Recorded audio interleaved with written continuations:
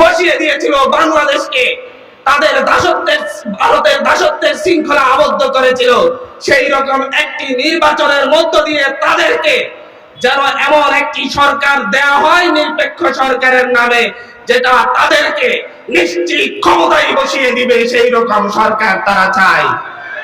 তাদের সেই কথার 2 দিন পরে আমরা দেখছি মোহাম্মদ আলী আরাফাত ফেসবুকে পোস্ট দিয়ে বলছে সেও একটি নিরপেক্ষ সরকার চাই, ডক্টর মোহাম্মদ ইউনূসের সরকার নিরপেক্ষ নয়। আমরা দেখছি আপনাদের ভাষার সাথে আওয়ামী লীগের ভাষা মিলে যাচ্ছে, আপনাদের লক্ষ্য উদ্দেশ্যের সাথে দিল্লির দালালদের লক্ষ্য উদ্দেশ্য মিলে যাচ্ছে।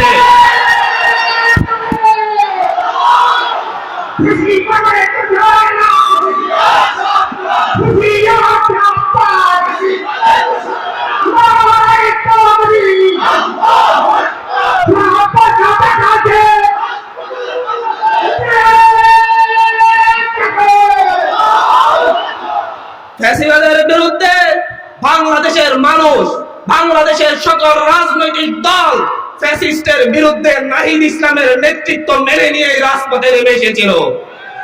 আপনাদের নেতৃত্ব যদি এদেশের মানুষ আপনাদের নেতৃত্বের উপর যদি ভরসা রাখতো, তাহলে সেই 28 অক্টোবর শেখ হাসিনা দেশ থেকে পালাতো।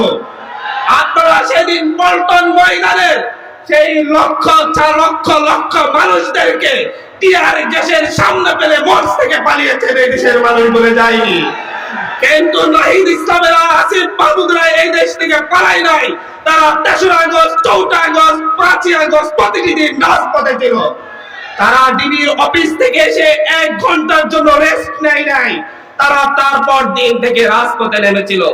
আজকে আপনারা নাহিদ ইসলাম, আসিফ মাহমুদের চাইতে নিজেদেরকে দেশপ্রেমিক মনে করছেন।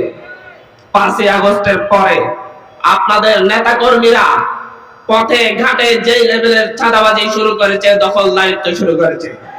এই কারওয়ান বাজারের প্রতিটি সবজি দোকান থেকে তারা চাঁদাবাজি করছে, এখানকার প্রতিটি রিকশাওয়ালা থেকে তারা চাঁদাবাজি করছে।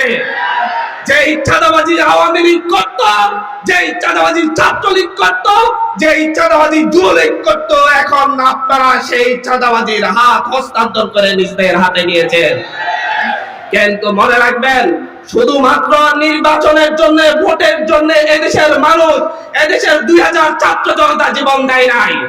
এদেশের সকল রাজনৈতিক দলের নেতাকর্মী শুধুমাত্র নির্বাচনের জন্য জীবন দেয় নাই, শেখ হাসিনার বিরুদ্ধে প্রতিরোধ গড়ে তোলা নাই। তারা প্রতিটি চাঁদাবাজের বিরুদ্ধে জীবন দিয়েছে, তারা প্রতিটি দখলদারদের বিরুদ্ধে প্রতিরোধ গড়ে তুলেছে। সুতরাং আজকে এই চাঁদাবাজি, দখলদারিত্ব বন্ধ না করলে আপনারা অপেক্ষা করুন। মনে করবেন না 5ই আগস্টের যে কোটি জনতা এই দেশের রাজপথে রাস্তায় নেমে এসেছিল, তারা ঘরে ফিরে গিয়েছে, তারা অপেক্ষা করছে আরেকবার চাঁদাবাজ দখলদারদের বিরুদ্ধে নাহিদ ইসলাম এসে আহ্বান করবে। সেই নাহিদ ইসলামের আহ্বানে এসে প্রতিটি চাঁদাবাজ দখলদারদেরকে, প্রতিটি ফ্যাসিবাদ বিরোধী রাজনৈতিক দলের সমন্বয়ে আবার উৎখাত করা হবে।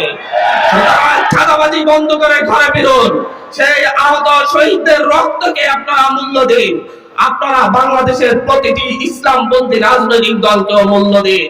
আপনারা ধর্মভিত্তিক রাজনৈতিক নেতাকর্মীদেরকে সম্মান করুন, তাদেরকে আওয়ামীদের ভাষায় মৌলবাদী বলে ট্যাগ দিয়ে তাদেরকে পিছিয়ে হটার চেষ্টা করবেন না।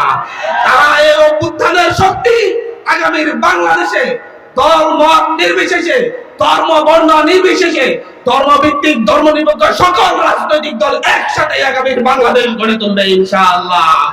জয় হোক, জয় হোক এই একতার, জয় হোক জুলাই অভ্যুত্থানের। জুলাই অভ্যুত্থান দীর্ঘজীবী হবে, চাঁদাবাজ দখলদাররা পালাবে। ধন্যবাদ। ধন্যবাদ। সমাগত ভাই বন্ধুগণ, নগর সম্মেলন 2025-এর এই পর্যায়ে গুরুত্বপূর্ণ বক্তব্য রাখবেন ইসলামী আন্দোলন